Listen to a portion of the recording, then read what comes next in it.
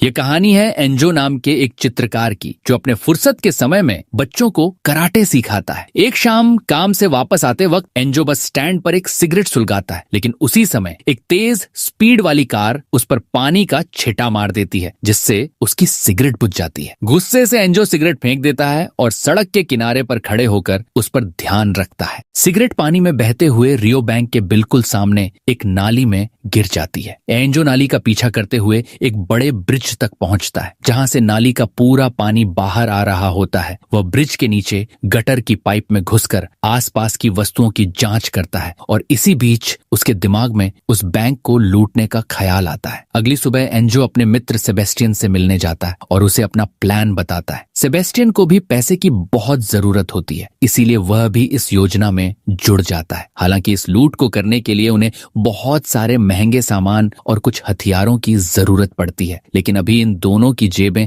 खाली होती हैं। पैसे जुटाने के लिए एंजो अपने पुराने दोस्त डिब्बा से मिलने जाता है। डिब्बा के पास भी इतने रुपए नहीं होते कि वह इस लूट को सपोर्ट कर सके, इसीलिए वह एंजो को मारियो नाम के एक चोर का पता देता है, जो हर रोज छोटी मोटी चोरियां करता रहता है। अगली सुबह एंजो मारियो से मिलता है और उसे अपना पूरा प्लान बताता है। वह मारियो से कहता है कि अगर हम इस लूट में सफल हो गए तो तुम्हें जीवन भर चोरी करने की जरूरत नहीं रहेगी। एंजो का प्लान सुनकर मारियो पहले तो थोड़ा कंफ्यूज होता है, लेकिन फिर भी वह इस योजना में शामिल होने को तैयार हो जाता है। उस रात वे दोनों उस नाली के पास पहुंचते हैं, जहां एंजो नाली के अंदर एक मापने वाला टेप डालता है। इसके बाद वे दोनों पाइप में जाते हैं और उस टेप की मदद से पाइप की गहराई नापते हैं। थोड़ी गणित करने के बाद एंजो मारियो से कहता है कि यार, हम अमीर बनने से सिर्फ 18 मीटर दूर हैं। हालांकि मारियो को इस बात की फिक्र होती है कि अगर लूट वाले दिन वर्षा हो गई और इस पाइप में पानी बढ़ गया तो उनका प्लान असफल हो जाएगा। इस पर एंजो उसे बताता है कि वे यह लूट तभी करेंगे जब मौसम पूरी तरह साफ होगा। मारियो भी उसकी बात मान लेता है और फिर वे लोग उस लूट की तैयारी में जुट जाते हैं। इस दौरान उन्हें पता चलता है कि उस बैंक के अंदर मोशन डिटेक्टर लगे हैं और अगर रात में किसी ने भी बैंक में घुसने की कोशिश की तो बैंक का अलार्म चालू हो जाएगा। एंजो सबको बताता है कि मोशन डिटेक्टर उनकी हलचल को नहीं बल्कि उनके शरीर की गर्मी को पकड़ते हैं। इसके बाद एंजो स्लीपिंग बैग से एक विशेष तरह का सूट बनाता है ताकि वह अपनी शरीर की गर्मी को छिपा सके। अगले दिन एंजो उस बैंक में जाता है और अंदर के हर विभाग की फोटो लेने लगता है ताकि वह बैंक के नक्शे को समझकर एक ब्लूप्रिंट बना सके। लेकिन इसी दौरान बैंक के गार्ड एंजो को फोटो लेते हुए पकड़ लेते हैं और उसे बैंक के तहखाने में ले जाते हैं। असल में यह एंजो की एक चाल थी ताकि वह बैंक के तहखाने तक पहुंच सके और वहां के लॉकरों को नजदीक से देख सके। गार्ड एंजो के कैमरे की जांच करते हैं, लेकिन उन्हें कुछ नहीं मिलता क्योंकि एंजो ने पहले ही कैमरे का एसडी कार्ड निकाल दिया था। चूंकि गार्डों को एंजो के खिलाफ कोई प्रमाण नहीं मिला, इसीलिए उन्होंने उसे छोड़ दिया। इसके बाद एंजो अपने साथियों के पास जाता है और उन्हें बैंक का ब्लूप्रिंट दिखाता है जो उसने उन फोटो से बनाया था। एंजो सबको बताता है कि हम तहखाने से होते हुए बैंक में घुसेंगे क्योंकि बैंक के सारे लॉकर तहखाने में हैं। ब्लूप्रिंट मिलने के बाद उन्होंने एक साइकिल से बैंक और नाली के बीच की दूरी मापी। उन्होंने साइकिल के टायर पर एक निशान बनाया और उसे नाली से चलाकर बैंक तक ले गए और इस दौरान टायर कितनी बार घूमा उसे गिनकर दूरी का पता लगाया। अगले दिन एंजो ने कुछ कैलकुलेशन से उस एंगल का पता लगाया जिस एंगल पर खुदाई करने से वे सीधे बैंक में पहुंचेंगे। इसी बीच एंजो ने मारियो को बताया कि वे जो पैसे चुराएंगे बैंक के पास उन पैसों का इंश्योरेंस है और इसका मतलब लूट में आम आदमियों के पैसों को कोई हानि नहीं होगी। उस रात वे सब नाली के नीचे गए और उस पाइपलाइन में एक टनल खोदने लगे।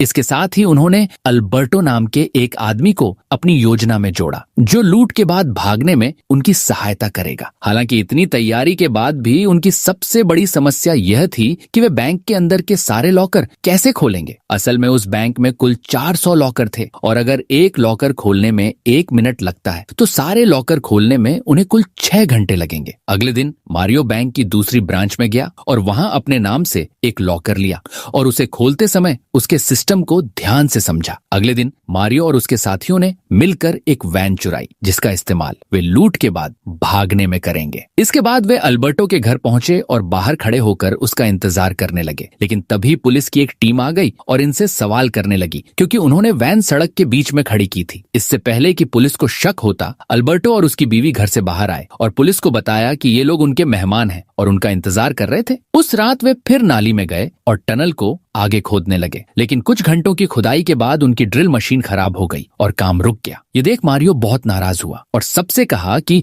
उसने पहले ही इस काम में अपनी सारी जमा पूंजी लगा दी है और अब वह और पैसे नहीं लगा सकता। और इतना कहकर मारियो वहां से चला गया। उस रात जब एंजो अपनी गर्लफ्रेंड के साथ था, तब बातों में ही एंजो के मन में एक आइडिया आया। अगली सुबह वह मारियो से मिलने उसके घर गया और उसे अपना पूरा प्लान बताया। एंजो बताता है कि वे बैंक को रात में नहीं बल्कि दिन की रोशनी में लूटेंगे। असल में एंजो का प्लान ये था कि वे मुख्य द्वार से दिन में बैंक में घुसेंगे, जिससे बैंक स्टाफ और पुलिस को लगेगा कि यह बस एक साधारण चोरी है, और जब पुलिस बैंक के बाहर उनका इंतजार करेगी तब ये लोग टनल से बैंक से बाहर निकलेंगे और जब तक पुलिस को टनल का पता चलेगा ये लोग काफी दूर जा चुके होंगे। मारियो को भी एंजो का प्लान बहुत अच्छा लगा और उसने इसे अपनाने का निर्णय लिया। लूट वाले दिन इन सब ने अपने हाथों पर ग्लू लगाया ताकि वे अपनी उंगलियों के निशान छिपा सकें। इधर सेबेस्टियन टनल खोदने के लिए नाली में गया, जबकि टीम के बाकी सदस्य छिपकर बैंक में घुसे। अंदर आने के बाद उन्होंने अपने मुंह पर मास्क लगा लिया और बैंक में मौजूद सारे ग्राहकों को बंधक बना लिया। इधर बैंक के गार्ड ने कैमरे में यह सब देख लिया और तुरंत पुलिस को सूचना दे दी। इधर मारियो कैशियर के पास गया और उसे एक बैग में पैसे भरने को कहा। वहीं दूसरी तरफ अल्बर्टो बैंक के पार्किंग में गया और वहां के गेट को अंदर से बंद कर दिया।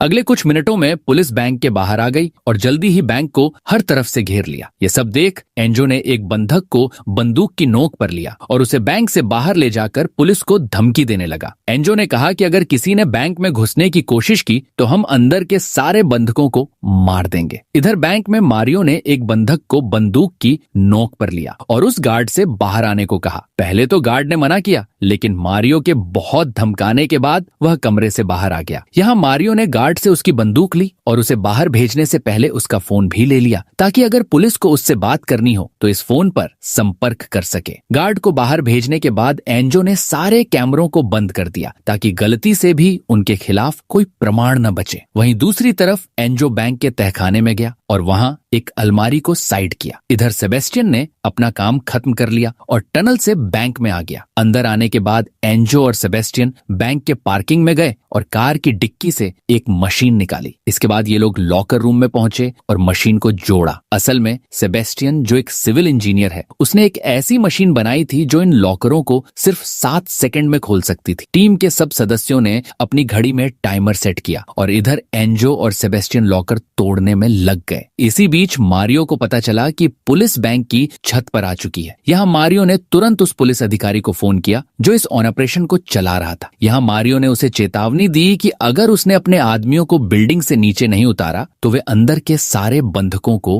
मार देंगे। मजबूरी में कप्तान ने मारियो की बात मान ली, लेकिन फिर भी उसने सामने वाली इमारत पर 2 स्नाइपर तैनात कर दिए ताकि मौका मिलते ही वे इन चोरों को गोली मार सके। इसके बाद मारियो ने कप्तान से कहा कि तुम इस शहर के मेयर से मेरी बात कराओ, जिस पर कप्तान ने कहा कि मेयर को बैंक तक आने में कम से कम 1 घंटा लगेगा। वहीं दूसरी तरफ एंजो और सेबेस्टियन अब तक कई लॉकर खोल चुके थे जिनमें बहुत सारे पैसे और काफी सोना था। इधर बैंक के बाहर पुलिस इन चोरों को पकड़ने की योजना बना रही थी क्योंकि पुलिस को लग रहा था कि यह बस एक छोटी चोरी है और अब ये सारे चोर बैंक में फंस चुके हैं। इसीलिए कप्तान ने मारियो को फिर कॉल किया और उसे सरेंडर करने का ऑफर दिया। यहाँ कप्तान कहता है कि अगर तुम लोगों ने खुद को पुलिस के हवाले कर दिया तो मैं तुम्हें एक सरकारी वकील दूंगा, जिससे तुम्हें और तुम्हारे साथियों को बहुत कम सजा मिलेगी। हालांकि मारियो ने इस ऑफर को ठुकरा दिया और सोचने के लिए थोड़ा समय मांगा। वहीं दूसरी तरफ हम एक बुजुर्ग महिला को देखते हैं जिसका जन्मदिन है। जब मारियो को यह पता चला तो उसने इस महिला को एक चॉकलेट दी और जन्मदिन के गिफ्ट के रूप में उसे बैंक से बाहर भेज दिया। थोड़ी देर बाद मेयर बैंक के बाहर आ गया और जब पुलिस ने मारियो की मेयर से बात कराई तो वह उसे बुरी बुरी गालियां देने लगा। इसके बाद मारियो ने कप्तान से कहा कि अब मुझे किसी मंत्री से नहीं बल्कि अपने वकील से बात करनी है। जब कप्तान ने मारियो से उसके वकील का नंबर मांगा तो उसने एक बंधक का नंबर दे दिया और जब कप्तान ने उस नंबर पर कॉल किया तो मारियो अपनी आवाज बदलकर उससे बात करने लगा। असल में मारियो ऐसा इसीलिए कर रहा था ताकि उसके साथियों को थोड़ा और समय मिल सके। वहीं दूसरी तरफ एंजो और बाकी लोग लूट का सारा सामान टनल में ट्रांसफर करने में लगे थे और इधर मारियो पुलिस और बंधकों को संभाल रहा था। इसी बीच हम कप्तान को देखते हैं जो मारियो के वकील यानी उस बंधक के फोन पर कॉल कर रहा था, लेकिन क्योंकि मारियो ने फोन बंद कर दिया था इसीलिए कप्तान को शक होने लगा। तभी कप्तान की नजर बैंक के बाहर की नाली पर पड़ी और अब उसे समझ आया कि बैंक से बाहर निकलने का एक तीसरा रास्ता भी है। इधर बैंक में चोरों ने लूट का सारा माल एक नाव में भर लिया और फिर एंजो ने अपने सारे हथियार बैंक की तिजोरी में छोड़ दिए। यहाँ पता चलता है कि असल में ये सारे हथियार फेक हैं क्योंकि एंजो किसी को भी चोट नहीं पहुंचाना चाहता था। इसके बाद मारियो ने सारे बंधकों को बैंक की पहली मंजिल पर बंद कर दिया और फिर एंजो के साथ यहाँ से निकलने लगा। इधर जब बंधकों को चोरों के जाने का पता चला तो उन्होंने जल्दी से अपने फोन उठाए और बाहर मौजूद परिवार वालों को कॉल करने लगे। जब कप्तान को पूरी बात समझ आई तो उसने एक टीम को बैंक के मुख्य द्वार से अंदर भेजा और दूसरी टीम को नाली के रास्ते से जाने को कहा। वहीं दूसरी तरफ हम मारियो को देखते हैं जिसने एंजो के साथ मिलकर खुदाई के सारे निशान मिटाए और जल्दी से अपने साथियों के पास पहुंच गया। अब यहाँ कहानी फ्लैशबैक में जाती है जहां एंजो और उसके साथी इस लूट की योजना बना रहे थे। असल में एंजो जानता था कि पुलिस ये अनुमान लगा लेगी कि वे सब नाली के रास्ते भागेंगे, इसीलिए एंजो और उसके साथियों ने नाली में एक छोटा बांध बनाया ताकि यह पानी के बहाव को दूसरी दिशा में मोड़ सके और अपनी मोटर बोट से उस तरफ जा सके। इसके बाद कप्तान बैंक के तहखाने में गया जहां उसे वह टनल दिखी, लेकिन वह टनल से चोरों का पीछा नहीं कर सका क्योंकि उन्होंने टनल के मुंह पर एक बम लगा रखा था। हालांकि जल्दी ही कप्तान को पता चला कि वह भी फेक है, लेकिन अब बहुत देर हो चुकी थी क्योंकि वे सारे चोर अपनी जगह पहुंच चुके थे। यहाँ एंजो और उसके बाकी साथी नाली से होते हुए वैन में घुसे और फिर सेबेस्टियन ने लूट का सारा माल ऊपर पहुंचाया। इसके बाद सेबेस्टियन भी ऊपर आ गया और फिर ये लोग यहाँ से चले गए और इस तरह चोरों के एक साधारण ग्रुप ने सरकार और पुलिस को मूर्ख बनाकर कुल $30 मिलियन